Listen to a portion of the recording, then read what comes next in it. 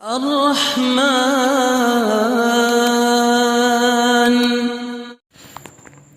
Present continue tense.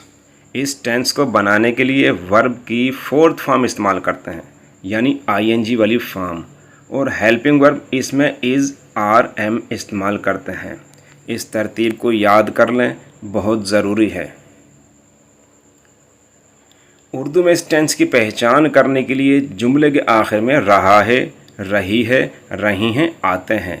इससे हम tense की पहचान कर लेंगे। जैसे हम कराची जा रहे हैं तो जुमले के आखिर में आया रहे हैं। ये पहचान है प्रेजेंट कंटिन्यू टेंस की। इस टेंस में हेल्पिंग वर्ब को सब्जेक्ट के फ़ौरन बाद इस्तेमाल करते हैं। फोर्थ फॉर्म कहते हैं जिस वर्ब के आगे आईएनजी लग जाए।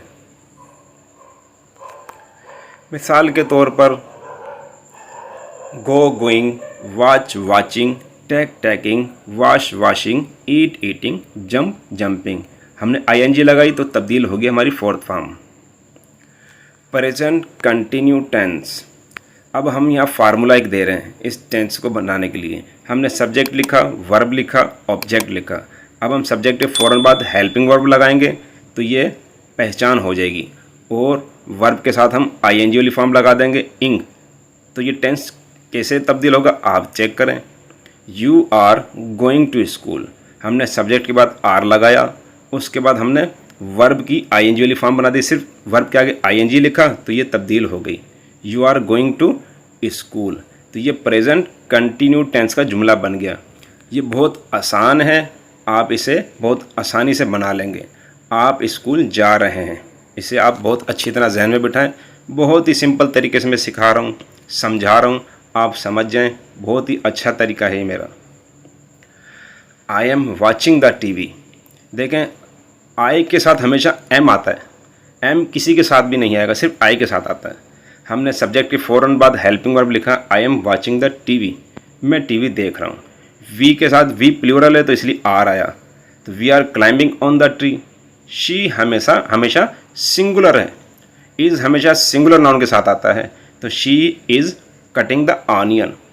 तो ये देखें, हमने हेल्पिंग वर्ब प्लूरल के साथ कौन सी लगाई, सिंगुलर के साथ कौन सी लगाई, और एम हमेशा आई के साथ आता है। तो आप इसे बहुत अच्छी तरह ज़हननशी कर लें।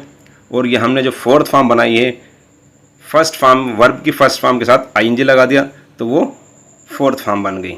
ये बहुत आसान है, आप इसे समझ लें।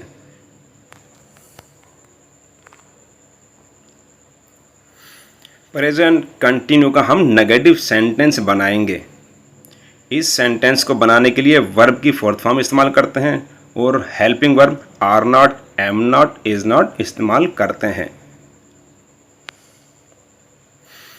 आई am not going to Karachi, हमने हेल्पिंग वर्ब के साथ नॉट इस्तेमाल किया तो ये प्रेजेंट कंटिन्यू का नेगेटिव सेंटेंस बन गया। I am not going to Karachi, am हमेशा आई के साथ आता है। He is not giving the money, वो पैसे नहीं दे रहा है। तो इज़ हमेशा सिंगुलर नाउन के साथ है तो ही इसमें सिंगुलर है। वो पैसे नहीं दे रहा है, और वर्ब की फॉर्म हमने लगा दी आईएनजी वाली। तो ये टेंस बन गया इंटेरोगेटिव, भी ये नेगेटिव सेंटेंस बन गया। तो हमें इसे बहुत अच्छी तरीके से समझ लें आप इसे। They are not selling the fruit, वो फ्रूट नहीं बेच रहे हैं। दे प्लूरल है तो इसलिए हमेशा आर आएगा, तो हमने हेल्पिंग वर्ब के साथ नॉट लिखा। They are not selling the fruit, वो फ्रूट नहीं बेच रहा है, वो फ्रूट नहीं बेच रहे हैं। असल में इसमें यह है रहे हैं। She is not choosing the colour, वो कलर नहीं चुन रही है। इज़ सिंगुलर नाउन के साथ आया, हेल्पिंग वर्ब इसमें इज़ है, हेल्पिंग वर्ब के साथ हमने नॉट का इस्तेमाल किया। वो कलर नहीं चुन रही है। We are drinking the milk, हम दूध पी रहे हैं। अब देखें, हम इसका सादा जुमला बनाया, अब हम इसका नेगेटिव बना लेंगे। दोनों हम साथ रख देंगे, आपको बहुत और भी अच्छी तरीके से पहचान इसमें हो जाएगी। We are drinking the milk, हम दूध पी रहे हैं। You are not catching the fish, आप फिश नहीं पकड़ रहे हैं। तो आप मछली नहीं पकड़, तो अब दोनों जुमलों के दरमियान आप फ़र्क देखें। हेल्पिंग वर्ब के साथ नॉट आ गया तो ये तब्दील हो गया। दोनों टेंस को बहुत अच्छी तरह से आप पहचान लें। प्रेजेंट कंटिन्यू टेंस का इंटेरोगेटिव सेंटेंस बनाएंगे हम। आप इस तरतीब को याद कर लें। इस टेंस को बनाने के लिए वर्ब की फोर्थ फॉर्म इस्तेमाल करते हैं और सब्जेक्ट से पहले इज़ आर एम का इस्तेमाल करते हैं और आखिर में सवालिया निशान लगाते हैं। ये है फार्मूला इसका। Are you writing a letter? Are हमने इसलिए लगाया क्योंकि यू प्लूरल में शुमार होता है। यू प्लूरल है तो सब्जेक्ट से पहले हमने हेल्पिंग वर्ब इस्तेमाल किया और सब्जेक्ट के बाद वर्ब इस्तेमाल किया। Are you writing a letter? क्या आप ख़त लिख रहे हो?